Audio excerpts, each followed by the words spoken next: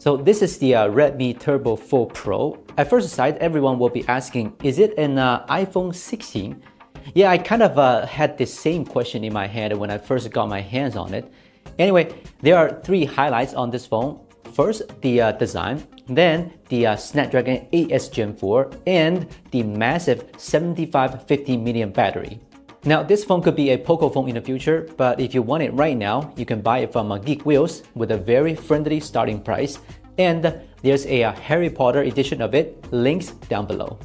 In fact, this phone is just a Pro version that gets rid of some elements from the Turbo 4, which makes it more minimalist.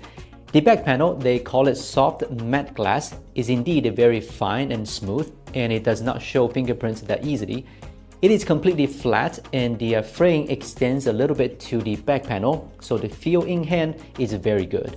Speaking of the frame, it is made of aluminum alloy with a very delicate finish. I know many of you were expecting a metal frame on the Turbo series, and finally it's here. This makes the overall feel even better than the K series from Redmi.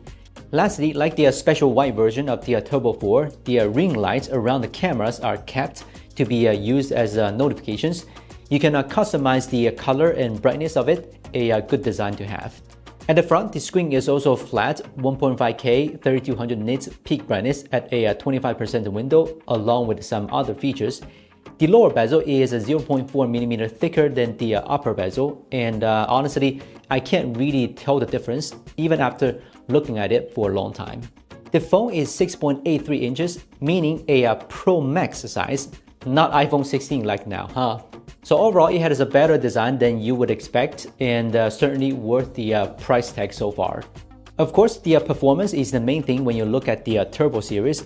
This phone comes with a Snapdragon 8S Gen 4, a 4nm processor, the first phone that comes with this chipset. The 8S Gen 3 had an overall good reputation, so what about this 8S Gen 4?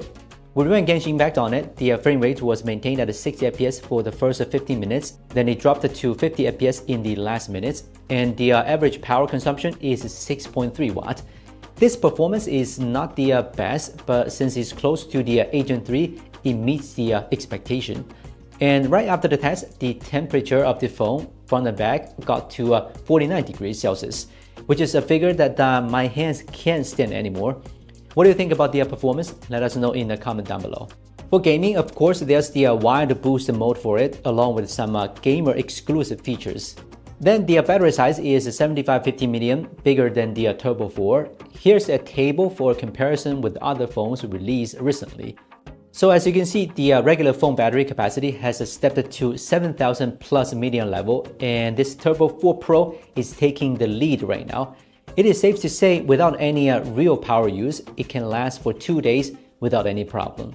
It also comes with a 90-watt charger. It can charge the battery to full in about 50 minutes. It also supports 22.5-watt reverse charging, so it can definitely save your buddy's iPhone and some earbuds without a problem. I'd say Redmi is very confident with the battery this time, and maybe this kind of a high-power reverse charging will be a standard in the future. The fingerprint unlock area is very close to the bottom, not quite a friendly design, but understandable as a budget-friendly phone. The camera combo is exactly like the Turbo 4, nothing has changed. Here are some quick shots from the phone.